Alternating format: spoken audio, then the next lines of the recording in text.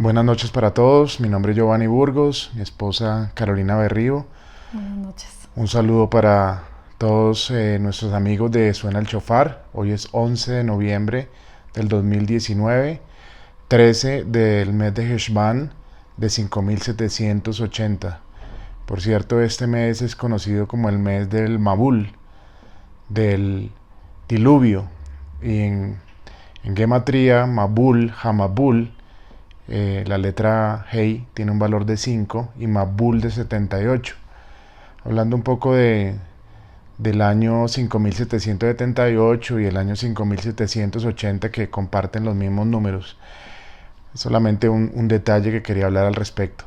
El motivo de este video es un poco, digamos, de exhortación hacia todos nuestros amigos, eh, compañeros, comunitarios y todas las personas que nos han seguido a través de los años por un clamor por nuestra querida amada Colombia, en el cual estamos viendo cómo el socialismo, el comunismo en este siglo se está apoderando de toda América Latina, y vemos cómo los pueblos están siendo sometidos con actos de terrorismo, vandalismo, disfrazados en muchas veces de otro tipo de actividades a través de entidades mismas del Estado, y que está permeando todas las áreas, no solamente de Colombia, sino de los países en general.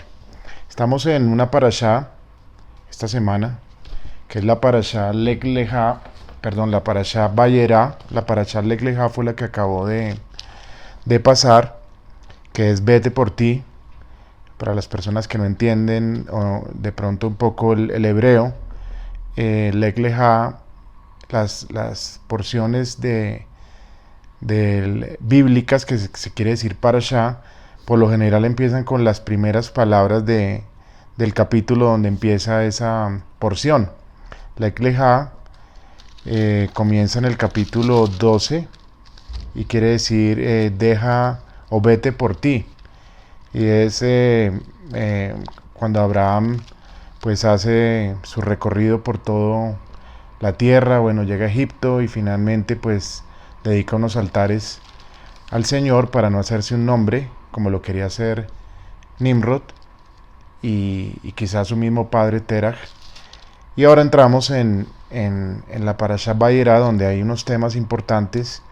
Uno de ellos que resaltamos es la destrucción de Sodoma y Gomorra, no sin antes haber una intercesión de nuestro padre Abraham por la tierra, y el Señor pues le da unos parámetros con respecto a por qué el Señor no encuentra ese miniam. Miniam quiere decir el 10% o 10 de una totalidad, de un 100%, si se puede decir.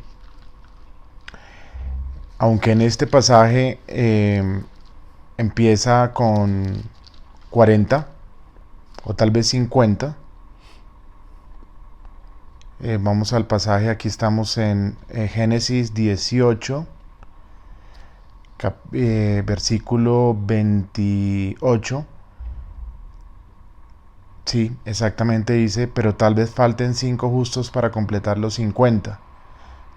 Destruirás a toda la ciudad si faltan esos 5. Vemos cómo empieza a partir de los 50, como si fuera el 50 la totalidad. Finalmente llegan a 10 y después ya no se baja a 5, dando a entender que es como si fuera un porcentaje de justos en esa tierra para poder haber evitado la destrucción que no se pudo evitar, porque finalmente la tierra fue destruida. Bueno, conversábamos con mi esposa que el motivo de este video es exhortación a la oración, a la intercesión, para clamar por nuestro país, ya que el panorama que se ve es muy, muy oscuro por todo lo que quizás les vamos a comentar a continuación. El clamor que hace Abraham en este capítulo que mencionas, o en estos versículos que mencionas, eh, básicamente él le dice, él es quien le dice al Señor que si encontrara, aunque sea 50, que si hubiesen 50 justos, no destruiría la tierra. Básicamente lo que él hace es una oración. ¿Sí? Él está intercediendo, él está clamándole al Señor por algo y le está preguntando si encuentro 50, 45, 40 y como tú lo decías va disminuyendo. Pero sí, al final vemos en este caso que esta tierra pues es destruida. Creo que muchos que nos están escuchando conocen por qué es destruida Sodoma y Gomorra, pero el principal motivo, lo que queremos resaltar acá es que finalmente Abraham lo que está haciendo es clamando, inclusive por una tierra que prácticamente él no está allí, ¿sí? Que no está, que está un familiar de él, el cual quiere rescatar y que finalmente es rescatado. Así que, pues lo que él está haciendo es un clamor, y este es el motivo de este video, de esta pequeña charla, si lo pudiéramos decir así, porque los planes del Señor están hechos, están decretados, pero también encontramos muchos pasajes donde Él inclusive dice que cambia de opinión, o pareciera que cambiara de opinión por la intercesión de alguien.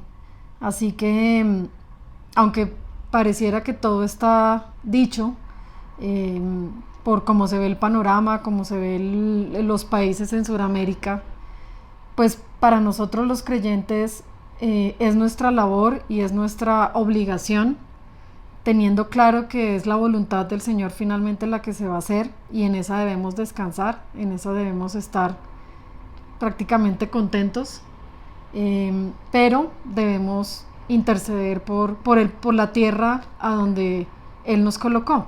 La tierra de Israel siempre es llamada una tierra estéril, es conocida en la Biblia como una tierra estéril, como una tierra difícil de trabajar, ¿cierto? Pero finalmente después se le llama una tierra donde fluye leche y miel. Nosotros estamos en una tierra donde nos haya puesto el Señor, en este caso acá en Colombia, que es difícil, que hay que lucharla, y finalmente pues estaremos en la tierra prometida, en la tierra donde el Señor dice que hará una nueva tierra, donde fluirá definitivamente leche y miel. Pero por ahora pues estamos acá. Sí, este video puntualmente trata el tema del cual es la urgencia que nosotros hacemos esto. Es una marcha que se está programando para el día 21 de noviembre. Esta marcha está organizada por los mismos que han organizado el vandalismo, el crimen, las atrocidades en Chile, en Bolivia, en Perú, en En Ecuador, Ecuador. en Venezuela, y que no son otros sino que el movimiento del Foro de Sao Paulo, con sus adeptos, las personas que claramente en su definición de un partido comunista, socialista, se encuentran muchos, inclusive partidos políticos colombianos reconocidos y grupos al margen de la ley como los grupos narcoterroristas de las FARC, el M-19 y muchos otros. Esta marcha está programada y está abiertamente dentro de sus postulados o lo que han dicho a través de las redes sociales como una marcha de fuego, donde planean destruir Bogotá, quemando entidades del Estado, privadas, de todo tipo de vandalismo, todo tipo de terror, para amedrentar a la sociedad colombiana y que vayan cediendo finalmente a sus ideales. Y los invito es una invitación a que por favor investiguen acerca del Foro de Sao Paulo y la Fundación Buen Gobierno, ya que son estas entidades que fueron creadas en el año 91 y en el año 97 como unas herramientas muy importantes después de la caída del muro de Berlín para preservar o seguir alzando la bandera del marxismo leninista, sus ideales, a través de estas entidades que están patrocinadas por Cuba, por Fidel Castro y por todos los que se han hecho adeptos de esta ideología que trae muchas otras cosas y muchos otros factores, como entidades o organizaciones no gubernamentales, ONGs, y todo tipo inclusive de la ONU, el Human Rights Watch, donde milita George Soros, uno de los principales patrocinadores de los disturbios mundiales, un filántropo billonario, que su función principal es patrocinar económicamente a los grupos cubano como el G2 y a muchos otros que son pagados directamente por él para desestabilizar en este tipo de marchas que aparentemente tienen y protestas que tienen aparentemente un fin bueno y noble, pero que detrás de esto hay infiltrados, obviamente para desestabilizar, crear caos en la ciudad, vandalismo y todo tipo de crímenes atroces y división y polarización, que finalmente es esto. Nosotros, perdóname si termino la idea, nosotros oramos por nuestro presidente Duque, pero es también nuestro deber investigar para poder orar con entendimiento, porque la misma palabra lo dice, oren y pidan, y a veces piden pero no saben pedir. Si estamos pidiendo pero no conocemos realmente el problema en su raíz, pues estamos orando y estamos pidiendo mal, porque no sabemos cómo pedir. Es una invitación a que por favor nosotros no patrocinamos ningún partido político. Consideramos las personas que pecan al margen de la ley como si fueran de cualquier partido, como si yo mismo pecara, estoy al margen de la ley. No tiene bandera, no tenemos bandera política en cuanto a un acto de injusticia, y no somos jueces tampoco. Solamente que Dios nos manda a investigar, a escudriñar como los sabios de Berea, no solamente la Biblia, sino también los hechos y acontecimientos que están sucediendo en el mundo, para tener verdaderamente un contexto y poder dar un veredicto, dar una opinión, y lo que se haga con convicción no es pecado, y así tener claramente y definido que lo que se diga realmente es porque tenemos la tranquilidad de que lo hemos investigado y no seguimos a las masas. Hace muy pocos días, diría yo 2 días, si hoy es hoy es 11 de noviembre, hace 2 días, en noviembre 9, si alguno sabe, se conmemoró o se recuerda la noche de los cristales rotos. Conversábamos hace unas horas con algunas personas, y Alemania era en ese momento una sociedad culta, digamos rica, llena de cosas positivas, materiales y seguramente culturales también, y de un momento a otro pasó a un odio sin entendimiento por una persona, Hitler, que logró mover unas masas y logró cambiar el pensamiento de muchas personas. Y esto desató obviamente en lo que ya muchos conocemos, lo que se llama el Holocausto, la muerte de cientos de personas, millones de personas. Así que, como tú dices, la cuestión o la invitación es orar. Hay un versículo muy conocido entre muchos de nosotros que dice que mi pueblo se perdió por falta de conocimiento, y la falta de conocimiento principalmente es de no conocer la palabra completa, desde Génesis hasta Apocalipsis, por supuesto, pero también, como tú lo dices, falta de conocimiento de lo que estamos viviendo. Así que es una invitación.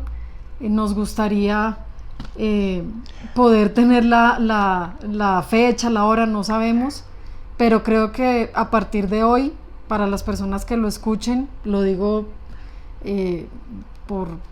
digamos, por poner algo, es que se reúnan a orar en familias, en grupos, en sus comunidades, en sus iglesias. Esto tampoco se trata de X o Y iglesia cristiana o X o Y comunidad, porque finalmente el problema es de todos, y en la intercesión hacia el Señor, hacia el Dios Todopoderoso, pues es independiente de a qué lugar nos congreguemos. Yo tengo la plena seguridad y certeza a través de pasajes bíblicos que el remanente siempre será un remanente. Un remanente no es una gran cantidad de personas.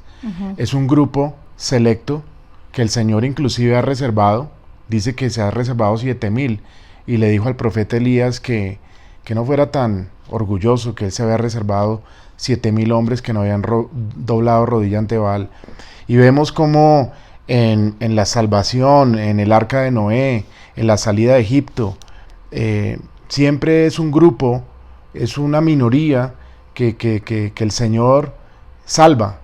Por lo tanto, inclusive con Lot, también es uno solo que se salva, y muchos otros casos bíblicos donde el Señor usa a un grupo de personas para hacer algo grande. Bueno, solamente para terminar, con respecto a lo que está sucediendo en el país, para no adelantarme un video que ya va enseguida de que se llama el Foro de Sao Paulo. Todo este plan que está ya delineado en Latinoamérica está planeado hace muchos años.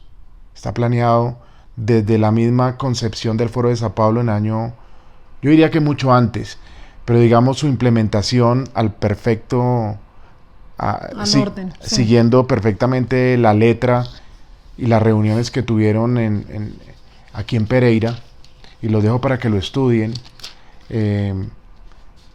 Desde el año 1997, ya estamos hablando de hace 22 años. Todos los pasos para la implementación de una Latinoamérica socialista se está dando a su perfección. Todos los pasos, incluyendo las 2 presidencias de Álvaro Uribe, Juan Manuel Santos y el actual gobierno de Iván Duque, están escritos dentro de las reuniones a las cuales participaron muchas personas que usted, si lo investiga, se va a dar cuenta de que esto no es cuestión al azar. Esto es algo que ya estaba totalmente planeado desde Cuba y totalmente permitido por nuestro Señor y Salvador, porque finalmente Él es el que tiene los designios soberanos de los pueblos, y finalmente nosotros como arcilla que somos y Él como alfarero no podemos criticar las cosas que Él hace, ni tampoco considerarlo un Dios malo, porque nosotros ¿quiénes somos para renegar o para cuestionar a nuestro Creador? Entonces la venida del Mesías va a ser cuando estemos en desorden, en caos, y lo que está sucediendo no es otra cosa que el cumplimiento de las profecías bíblicas, y que somos una generación afortunada en vivir realmente estos tiempos, ya que veremos cosas grandes y maravillosas a través de milagros y situaciones que el Señor puede hacer a través de sus hijos, de sus siervos acá en la tierra. Si nos mantenemos en obediencia y en santidad, el Señor nos va a usar para hacer cosas grandes, como lo hizo con el pueblo de Israel cuando estaba en Goshná, ese lugar que Él apartó mientras las plagas caían sobre Egipto. Quizás no estemos acá en Colombia, no lo sé, ese es el famoso rapto, quizás sí, pero también el Señor puede protegernos cuando se estén abriendo los sellos de Apocalipsis, de las plagas, de los juicios y de la justicia de Dios. Nosotros, el llamado es a que nos mantengamos unidos como pareja, como matrimonios, como comunidad, evitando la polarización, la división que en este momento trae. La palabra dice en el libro de Mateo que las señales del fin del mundo serán: el Señor va a llegar una gran apostasía, seguramente va a haber, algunos dicen que va a haber el hombre de maldad se manifestará, que es el antimesías, pero hay una cualidad muy particular, que el amor de muchos se enfriará, que nosotros no seamos como la generación del segundo templo, que fue destruida por la falta de amor, porque se odiaban entre ellos por discusiones vanas con respecto a temas teológicos y otro tipo de odios infundados por creencias y por sesgos con respecto a temas o cosas que otra persona piensen y no aceptemos en nuestro orgullo. Bueno, para ya seguir con el video, que es bastante, lo explica bastante bien, pero como... el video, perdón, lo hace Ricardo Puentes. Ricardo Puentes es el director de Periodismo Sin Fronteras. También está haciendo una pauta radial en 1220 en la ciudad de Orlando, en la Florida, en un programa que se llama Las Voces del Exilio, y es un perseguido, digamos, del régimen no castrista, sino del régimen colombiano. Es un perseguido y está exiliado allá en Estados Unidos. Este video o esta charla que les dejamos es digamos que un abrebocas, pero como ya mi esposo lo ha mencionado, investiguen adicionalmente a esto. Les vamos a dejar los links. Le dejamos unos links, pero también hay muchas fuentes. No hay, bueno, están un poco sesgadas, pero... Ahí es el problema de las fuentes. Ricardo Puentes trabajó con Álvaro Uribe en el Centro Democrático, del cual hizo parte en sus inicios como quizás cofundador o colaborador de la creación del partido. Sale del partido por cosas que él se empieza a dar cuenta. Inmediatamente no se hace opositor de Álvaro Uribe, pero después de un tiempo, ya cuando empieza también a investigar y a descubrir muchas cosas como periodista independiente, que es, hace una oposición en la cual sí ya hay una guerra declarada contra él, y a través de sus páginas y sus artículos explica muy bien, perfectamente, lo que es el Foro de Sao Paulo y la Fundación Buen Gobierno y muchos otros temas de interés. De hecho, su página está un poco hackeada, digámoslo, no funciona bien. Hay que buscarlo desde Google y poner, digamos, los metadatos o las palabras clave para poder entrar a la página de él, ya que desde el buscador, desde la página, hice la prueba y no funciona. No funciona directamente desde la página, sino toca hacerlo directamente desde Google, colocando las palabras clave. Por eso es importante la fuente de la cual uno estudie, porque eso lo entendemos en hermenéutica y en exégesis bíblica. Ir a la fuente es como ir a la fuente hoy día, estudiar de pronto desde los textos hebreos, desde la exégesis judía, porque mi Mesías es judío, y no ir a los textos greco-romanos, porque me van a mostrar un panorama totalmente diferente. Más o menos esto es lo que pasa con los medios de información. Hay que buscar la fuente buena para poder... Ricardo Puentes no tiene ningún problema con nada. Él denuncia tanto a unos como a otros por no dar nombres. Y eso es lo que uno debe hacer como creyente. Él es una persona creyente, él es cristiano, cristiano evangélico, vive en Miami, en Orlando, en la Florida, y actualmente está exiliado allí por persecución política aquí en Colombia. Entonces, busquemos buenas fuentes, porque no todas las fuentes son buenas. Bueno, tú mencionabas ahorita, ya para cerrar, ahí obviamente toda la Biblia aplica para todo momento, pero hay algunos versículos que hemos conversado y que el Señor pues en su misericordia nos ha mostrado. Uno de ellos era precisamente el que tú mencionaste, yo también lo iba a mencionar, que dice que está en Mateo 24:12, habrá tanta maldad que el amor de muchos se enfriará, pero el que se mantenga firme hasta el fin será salvo. Y en Ezequiel hay dos versículos importantes ya para terminar. Uno está en Ezequiel 14:12, Y creo que aplica no solamente para Colombia, sino para cualquier país.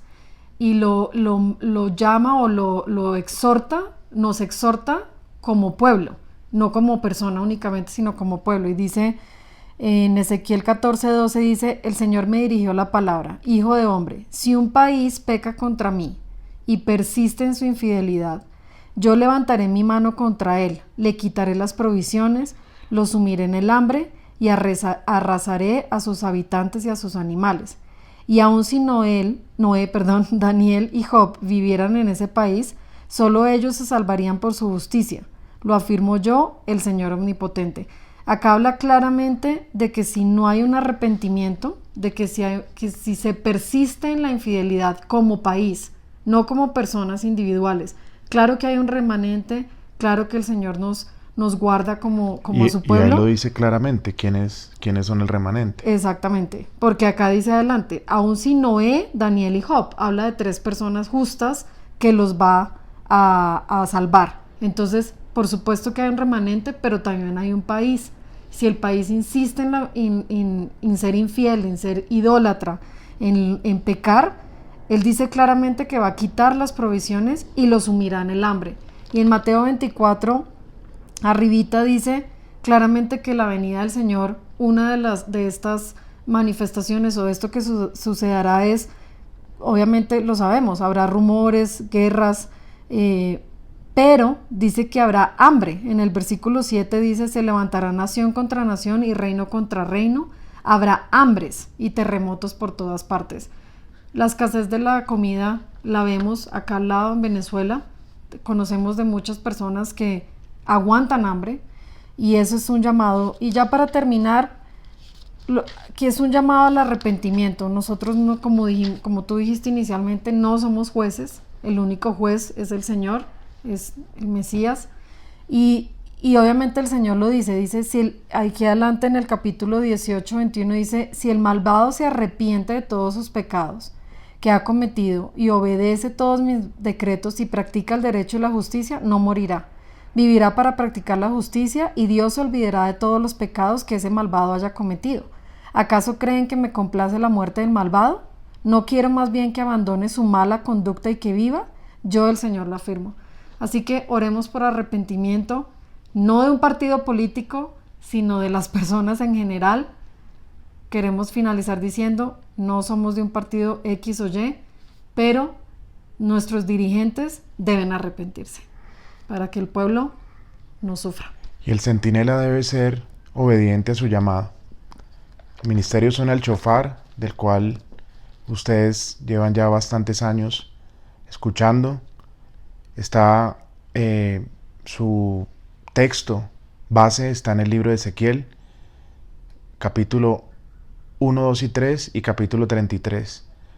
La Merkabá está en el capítulo 1. El llamado de Ezequiel es un llamado a ser como un profeta, a ser como un centinela que advierte y que ve el mal venir o el peligro venir y tiene que sonar el chofar. Es mi deber sonar el chofar.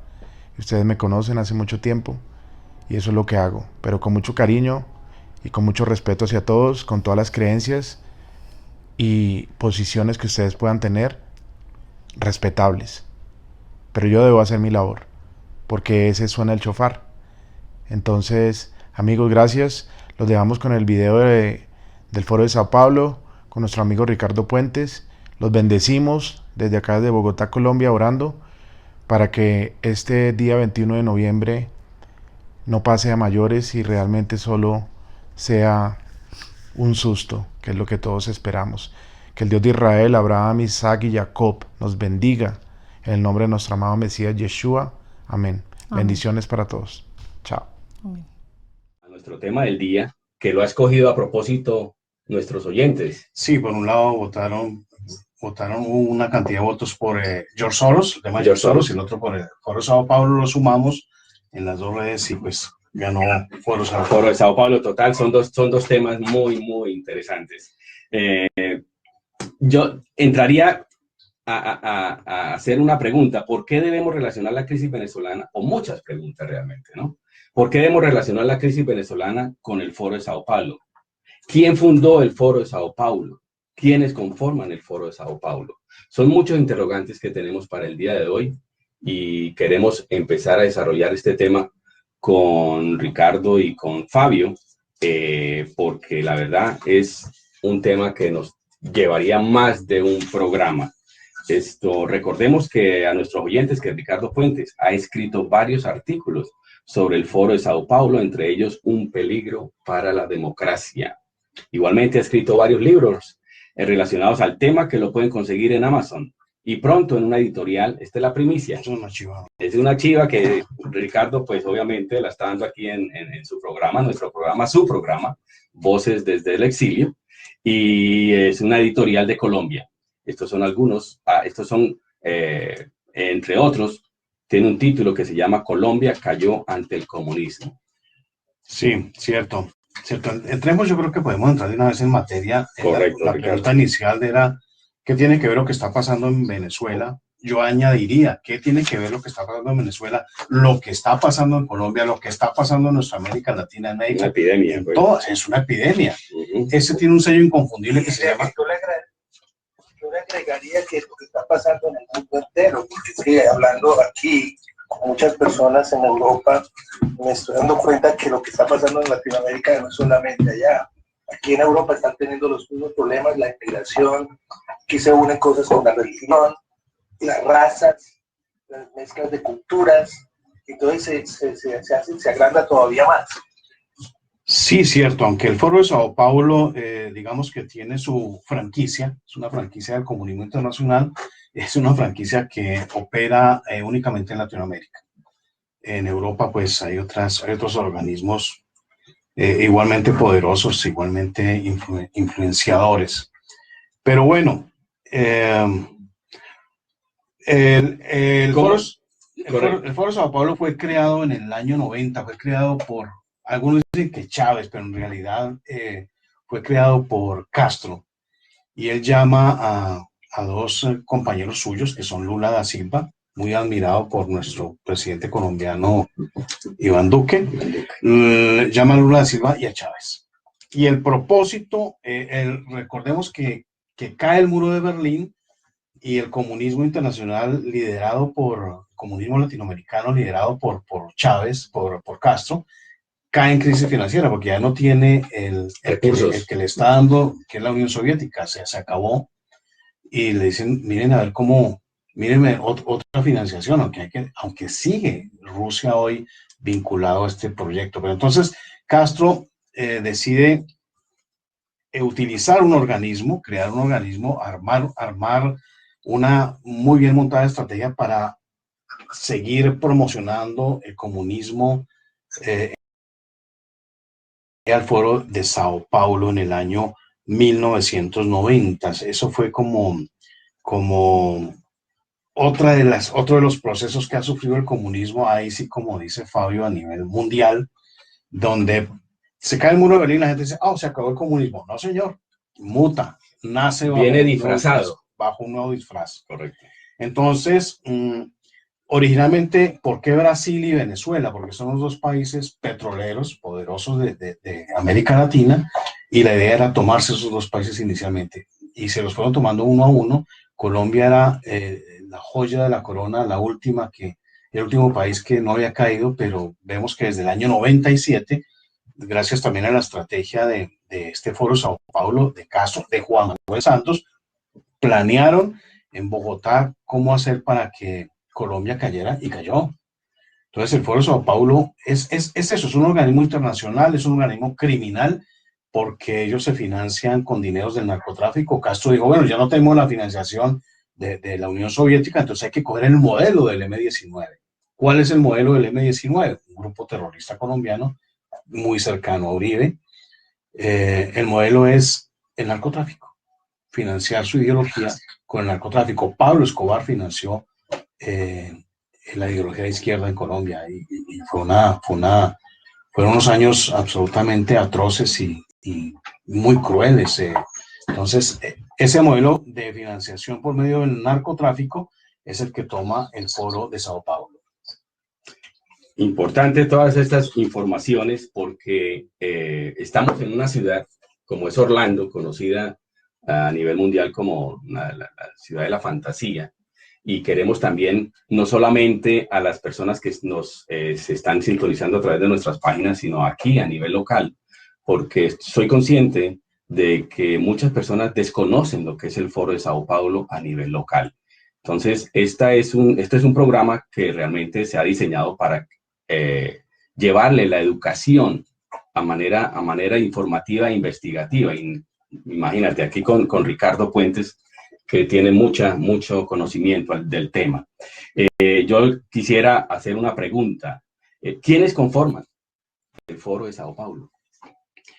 Bandidos, eso no nos digamos mentiras, o sea, hay una gran lista de grupos terroristas que conforman el Foro de Sao Paulo. Están las FARC, obviamente, está el M-19, estuvo ahí ya no como M-19, sino como Polo Democrático, como Partido Verde, como yo no sé qué más cosas, pero está el Partido de los Trabajadores de Brasil, eso fue de los primeros.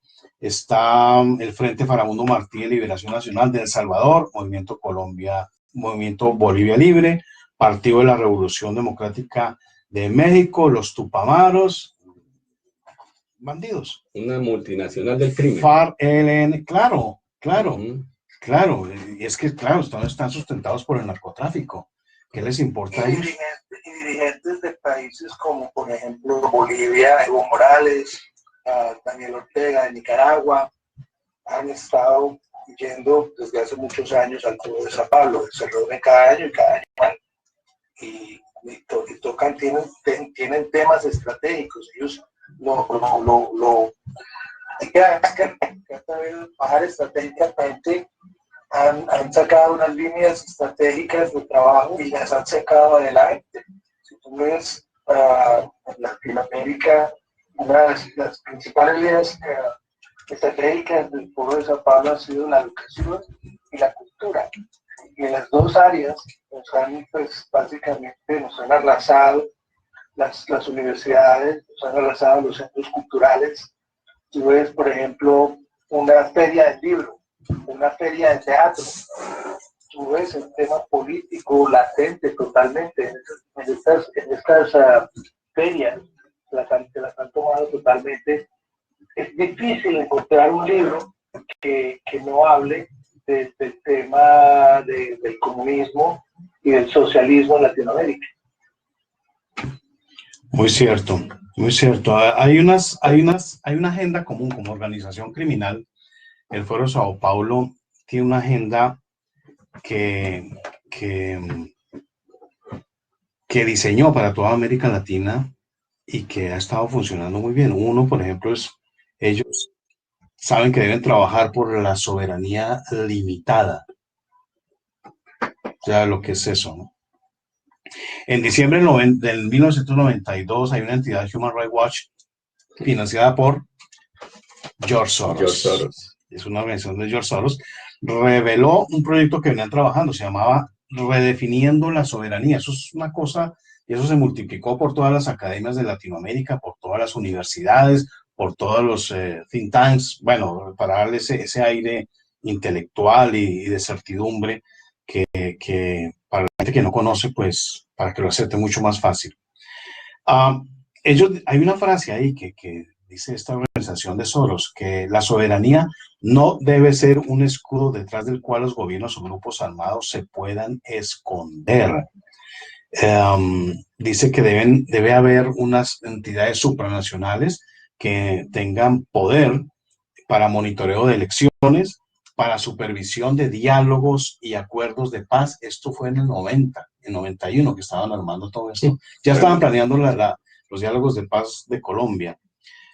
Mediante la supervisión, obviamente, ellos trabajan en conjunto con la ONU, con la OEA y, bueno, cualquier otra organización supranacional, porque ellos tienen control absolutamente de todo. El poder detrás del poder, ¿no? Sí, correcto.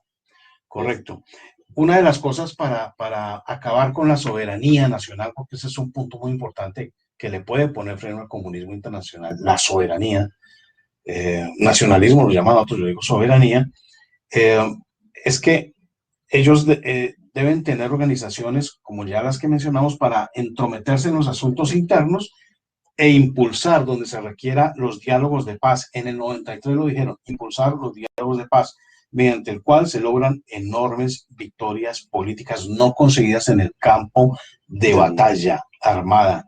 Y es una manera de desmembrar el ejército, porque el ejército es la talanquera del comunismo internacional. Esta parte de los diálogos de paz, lo dijeron en el 93, va acompañado de muchas tácticas. Hay que hacer una comisión de la verdad. Nosotros en Colombia tenemos experiencia en la comisión de la verdad. En El Salvador, en Guatemala, pasaron este mismo libreto. El M-19 pidió una comisión de la verdad que tuvo mucho éxito en el año 91 para hacer la nueva constitución. La memoria histórica. La memoria histórica. Y que hay una cosa que yo sí quisiera mencionar, porque es el tema vigente de los diálogos de paz en Colombia. La gente piensa que Álvaro Uribe Vélez fue la talanquera, y la talanquera del comunismo, pero ¿quién trae? En el año 97, este Foro de Sao Paulo, como ya lo mencionamos, se reúne en una finca, en una hacienda, en los alrededores de Bogotá. Eso fue una idea de Fidel Castro, Fidel y Raúl Castro, y su emisario, su componedor en Colombia fue Juan Manuel Santos, que fue presidente. En el año 97 teníamos de presidente a Ernesto Samper, financiado con dineros del cartel de Cali, y en el año 97 planearon los siguientes 17 años para Colombia, al final de los cuales caería bajo el comunismo.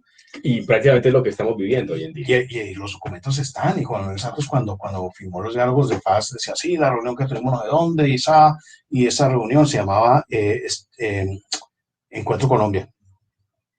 Y la menciona así descaradamente. Los documentos andan por ahí por las redes, yo tengo copia de los videos y los documentos, y ahí dicen en el año 97 planean lo que va a pasar en los siguientes 17 años. Foro Sao Paulo. Entonces dicen, ya en este gobierno de Samper no hay nada que hacer, esperar que se acabe. El gobierno que venga tiene que iniciar unos diálogos con los grupos terroristas. Acabamos de ver aquí que en el año 90-91 dijeron, hay que promover los diálogos de paz en los países. Entonces, promueven los diálogos de paz, pero dice, en esta reunión en el 97 no va a pasar nada, o sea, que se hable, pero es como para ir suavizando la opinión pública, para que la gente clame por unos diálogos, pero ahí no va a haber nada. Luego vendrá un gobierno, dice, que va a tener mano dura y va a tener corazón grande. Este es el lema de Álvaro Uribe Vélez. O sea, eso lo planearon en el 97, planearon el gobierno de Pastrana, planearon el gobierno de Uribe, y lo más triste y lo más sorprendente, espeluznante, es que en ese año 97 dijeron, ese gobierno va a tener una segunda fase, va a tener 2 gobiernos, y en ese año no había reelección. Y dicen, en ese primer gobierno va a combatir con fiereza a los grupos alzados en armas, pero al mismo tiempo va a darle entrada al país a los organismos supranacionales como Human Rights Watch. ¿Qué lo hizo? ¿Para qué? Para ir desmembrando, ir acabando el ejército. Álvaro Uribe es el que le quita el fuero militar al ejército, permite que Human Rights Watch entre y juzgue a los militares, se inventa el tema de los falsos positivos y cae el ejército en picada. Eso viene muy bien planeado. Dice también este documento, perdón, que en el segundo periodo se destacaría por la corrupción, y que eso sería como un paso para que la gente clamara por un nuevo gobierno, que es el que viene de Juan Manuel Santos, que es el de la consolidación de estos diálogos, estos acuerdos con los bandidos. Ese es el Foro de Sao Paulo. Eso fue planeado por el Foro de Sao Paulo, desarrollado y puesto en marcha. Y la gente no sabe y no se da cuenta que Uribe formó parte de eso. Terrible, terrible. Todo muy bien planeado, ¿no? Para poderse tomar la democracia en nuestros países. Desafortunadamente. ¿Qué tal si ahorita en la hora del buchecito del café vamos a un pequeño corte musical? Sin embargo, antes yo quisiera saludar a Diego Fernando Nieto, que está aquí en sintonía, a Enrique Saavedra, que nos pregunta que el M-19, ¿cómo así que es cercano a Uribe? Es cercano a Uribe, ha estado acompañándolo en toda su carrera política. ¿Cuántos senadores no hay del M19 en el Centro Democrático? Por supuesto, Hay- lo acompañaron en la gobernación de Antioquia, lo acompañaron en la primera presidencia, lo acompañaron en la segunda presidencia. A la gente lo ve, lo lee, pero todavía sigue con los ojos cerrados. Vamos entonces ahora al... Sí, no hacen las conexiones. Sentido común. Hay que tener sentido común de las cosas realmente. Voy a un buchecito. Antes de que una cosa que yo quería mencionar Sí, es sí, Fabio. lo de la verdad. ¿La verdad de quién? Porque hemos hecho museos de la verdad, museos de la memoria, y hacemos apología a todo esto. Y cuando usted va a ver, yo he ido, por ejemplo, fui a ese museo de Manizales, fui al museo de Medellín, en Bogotá, y uno pregunta, ¿la memoria de quién? La historia contada por quién, ¿ya? Y entonces es toda una apología a los grupos que están al margen de la ley. Adivina quién. Cuentan la historia de acuerdo a ellos. Fabio, La historia de los policías, de los soldados, del gobierno, de la institución. Eso no, esa parte totalmente la han anulado. Pero, por ejemplo, se me olvidó mencionar eso. Álvaro Uribe en su primera presidencia le entrega el manejo de la memoria histórica ¿a quiénes? A guerrilleros desmovilizados, entre comillas, del EPL, del cual forma parte o formó parte ideológicamente su principal ideólogo, José Obdulio Gaviria. Bueno, nuevamente aquí regresando a este tema, es emocionante, pero también triste, porque terminan con los pueblos. Sí. No sé si triste, eso irritante. Eso, le da uno como piedra, claro, ¿cierto? Total. Bueno, Ricardo, ¿cuál es en sí la ideología del Foro de Sao Paulo? El Foro de Sao Paulo es comunista. Pueden llamarlo socialdemócrata, pueden llamarlo democracia social, pueden llamarlo tercera vía, socialismo del siglo XXI, castrochavismo, pueden llamarlo como quieran. Es comunismo. Así simple y llanamente que buscan la esclavitud de los pueblos, para mí, yo soy cristiano, creo que tú también. Sí, claro. Es uno de los programas absolutamente diabólicos de un grupo de líderes, de dueños, hablemos así como ese nuevo orden mundial, que han querido someter a la humanidad siempre. Entonces, es un plan malévolo, criminal, eso no tiene ninguna otra cosa. Tiene su ideología, por supuesto. Hay gente que pronto estará convencida de que es lo mejor para el pueblo, pero los que mandan, alguien me decía, por ejemplo, una vez, Fernando Londoño, yo le decía, Juan Manuel Santos es de izquierda, yo empecé a advertir sobre Santos antes de, y él no podía creerlo, me decía, no, Ricardo, es un oligarca, un hombre de mucho dinero, su familia, ¿cómo va a ser de izquierda? Y es que los que tienen, los verdaderos comunistas son ellos, los que manejan el poder, los que tienen el dinero. Ahí tenemos los banqueros nuestros, tenemos al Grupo Santo Domingo, a Julio Mario Santo Domingo, a Sarmiento, mafia, corrupción, podredumbre, es a la izquierda.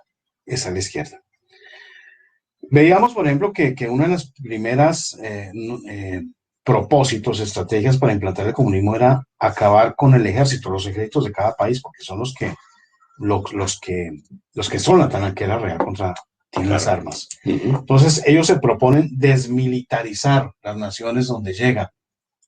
Redefinir la misión, lo llaman ellos, de las fuerzas militares, fue lo que hicieron en Colombia en estos años, redefinir la misión con ese término, mucho después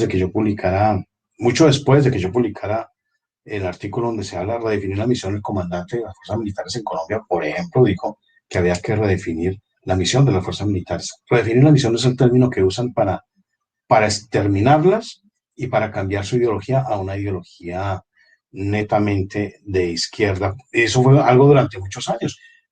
Álvaro Uribe le abrió las puertas a muchos de estas cabecillas de izquierda, intelectuales de izquierda, para que dictaran clases en la escuela militar, en la universidad militar. Está Alejo Vargas, Sánchez, Gonzalo Sánchez, León Valencia, todos bandidos desmovilizados, bueno, no sé si Alejo haya alguna vez algún arma, pero todos de izquierda total dando clases a los oficiales de las fuerzas militares. En el año 93, en una declaración, señor. Sí, una cosa, quiero hacer un paréntesis. Obama y Bill Clinton, aquí en los Estados Unidos, hicieron exactamente lo mismo con las fuerzas militares. Introdujeron doctrinas que eran totalmente en contra del pensamiento castrista. Financiaron muchos de los programas que llevaban años con las fuerzas militares, y eso empezó desde el momento que Bill Clinton se subió a la presidencia. Empezaron el desmontaje total al punto de que Obama finalizó con todas sus políticas de ingreso de bisexuales, transexuales, inclusive en las oficinas federales, cambiar los baños, y en las fuerzas militares de cambiar los baños a unisexo, que eso es, pues, totalmente en contra de la moral de las tropas. Y sin embargo, ellos hicieron, o sea, con cosas sutiles, poco a poco fueron cambiando las fuerzas militares de los Estados Unidos. Y ahora, este señor que está en la presidencia está tratando de hacer unos cambios y la está tocando muy fuerte. Ahora, pues, la financiación empezó con eso. Lo primero que tiene que hacer es volver otra vez a engrosar los rangos, engrosar las finanzas y los programas, volverlos otra vez a financiar. Y eso es algo que en Colombia ahorita, pues, lo veo muy difícil. Sí, así es. Estaba pensando, igual cuando decía Fabio, y estamos hablando ahorita el por qué el Foro de Sao Paulo es un peligro para acabar con las fuerzas militares, ¿cierto? Esto en Colombia, definitivamente lo último que han hecho así grande es quitarle el fuero militar. Eso lo hizo Uribe. Y eso lo hizo Uribe. Desafortunadamente, ha manejado, ha manipulado, digamos, cierto sector de la población que tiene un pensamiento total de amar y proteger a nuestras fuerzas militares. Sí. Y desafortunadamente, mucha gente todavía sigue sumisa a este líder, ¿no? Ciega, no es más. Una de las cosas, por ejemplo, además de limitar la soberanía nacional, de acabar con el ejército, también entre sus cosas está la legalización de las drogas. Clarísimo lo que está pasando en Colombia. ¿Con quién? Con ese señor Iván Duque, con el Partido Centro Democrático. Están a favor de la legalización de las drogas. Me decían, no, usted está loco, eso no va a pasar. Y dije, mire, van a comenzar legalizando el uso medicinal, entre comillas, de la marihuana. ¿Quién está detrás de ese negocio? George Soros. Es un denominador común. A él le interesa eso, obvio, van por ideología, pero también van por dinero. Por dinero, claro, así es. Ahora, una cosa referente a la legalización de drogas. Yo ahora que he estado recientemente en Ámsterdam y ayer que estuvimos en Marsella, pues uno ve los resultados de esa política ya avanzada. En estos lugares pues ha sido legal por varios años. Y que ve uno. Anoche estuvimos en un suburbio bohemio de Marsella, donde había expendios de cannabis, de marihuana, y las personas rodaban un parque completo lleno de marihuaneros fumando pues abiertamente, y uno pues como turista pasa por ahí, pues no, o sea, lo hacen de una manera descarada, colgar sus puchos ahí de marihuana en cada esquina. En Holanda, en Ámsterdam, que se ve personas descaradamente con unos cigarrillos del tamaño de un cigarro de Montecristo de Cuba, de un habano, por todas las calles, sin ningún problema, niños pequeños alrededor. O sea, uno pasa, no llega a hotel, volviéndole la ropa como si hubiera estado fumando un costal de marihuana todo el día. Esa es. Y la decadencia total en esos barrios, o sea, en barrios totalmente donde no hay policía, donde no hay higiene, donde hay un desorden total.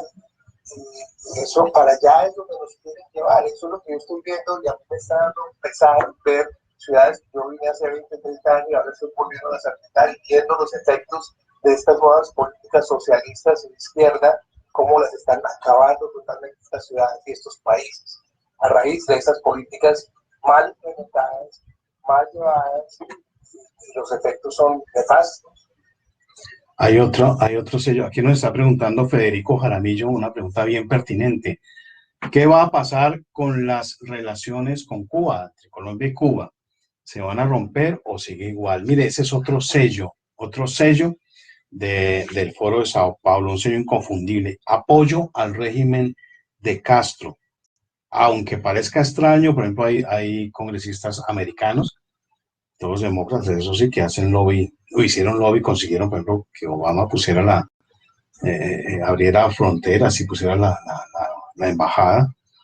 Pero ese es un sello inconfundible. El apoyo al régimen de Castro es algo que no va a acabarse mientras los gobiernos de los países estén siendo controlados por el Foro Sao Paulo. Por eso, ¿a quién le invita a Uribe a su investidura, a su primera posesión como presidente? A Fidel Castro, porque este señor Iván Duque no ha protestado porque ya están escondidos estos Santrich y todos narcotraficantes de las FARC, porque no va a romper nunca relaciones con Cuba. Entonces le echa culpa a Maduro, y ahí está la peleita con Maduro, igual a la farsa que tenía Juan Manuel Santos con Chávez. Y todos estos temas son tan presentes y puntuales, por ejemplo, ahora aquí en la Asamblea de la ONU. Los dos únicos presidentes que le tiraron fuerte y que nombraron a Cuba por aquello de la crisis en Venezuela fue el presidente de los Estados Unidos y el de Brasil.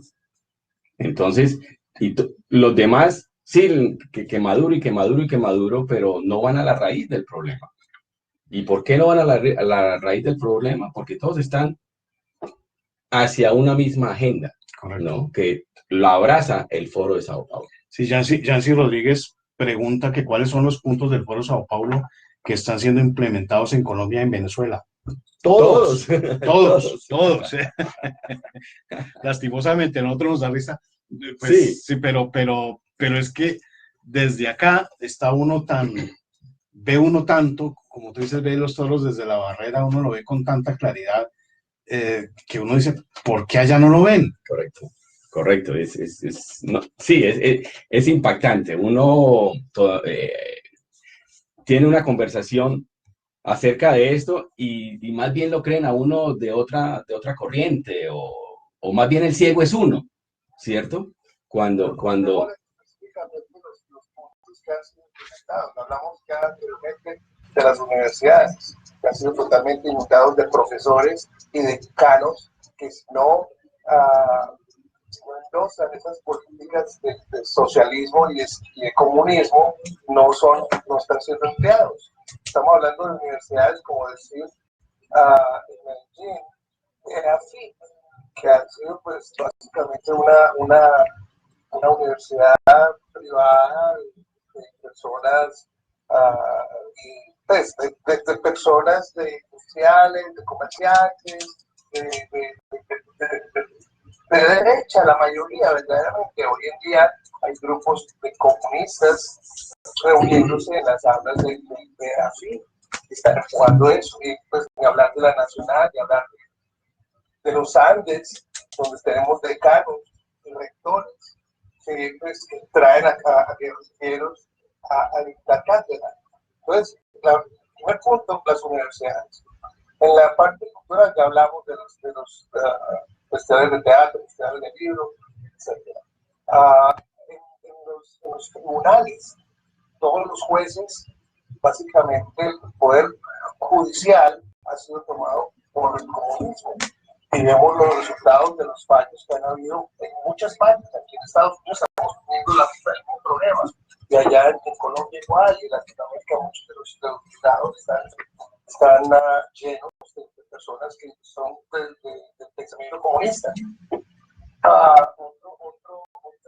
área que han sido tomadas son la infancia, la familia, acabar con los valores familiares, acabar con los valores de los padres y básicamente tener a los hijos montándose a los papás, dándole cualquier tipo de autoridad a los padres sobre los hijos y terminan unos hijos totalmente con rienda suelta para hacer las cosas que terminan muchachos en grupos como Antifa aquí allá en Estados Unidos y grupos al margen de la ley en países latinoamericanos. Eso es lo que estamos creando, eso es lo que estamos creando. Yo lo estoy viendo en todo el mundo, yo viajo por muchos lados y estoy viendo la juventud, que básicamente son los productos de lo que se ha engendrado en las escuelas, que han tenido puntos del Foro de San Pablo, que han sido implementados por profesores. En Colombia hay una organización que se llama FECODE, que son la Federación Colombiana de Educadores. Bueno. Son los profesores que están 6, 7, 8 horas con nuestros hijos, ¿ya?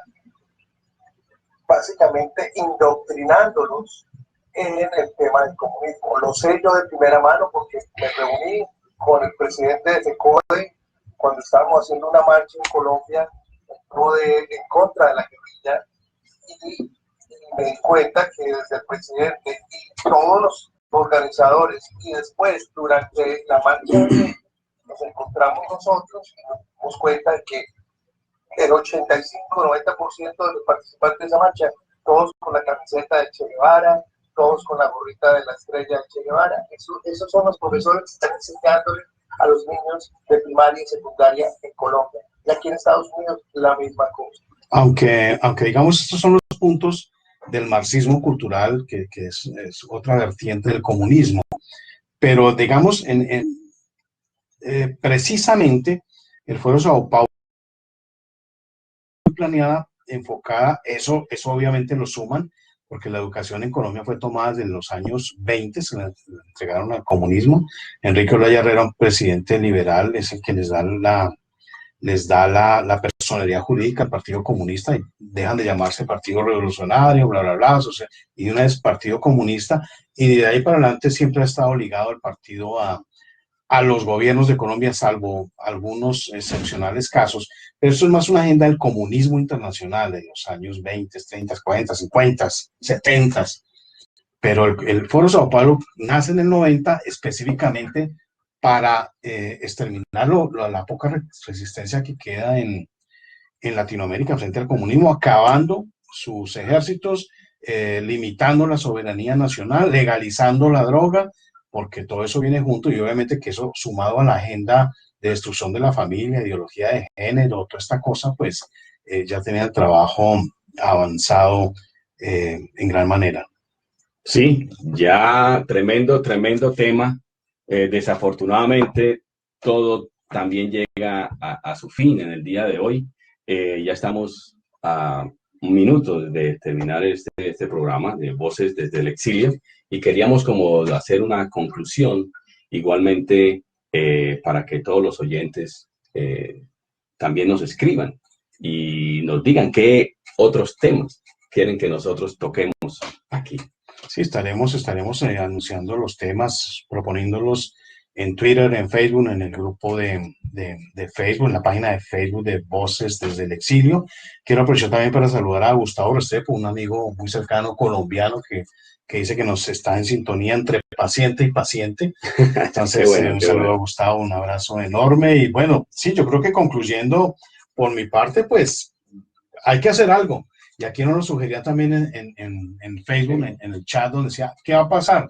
¿Cuál es el partido de derecha que ustedes están planeando? Pues va bien adelantado y yo creo que es la única manera inicialmente de congregar todos esos esfuerzos y crear un partido de derecha basado en valores absolutos cristianos, eso hay que decirlo, sin que sea una religión.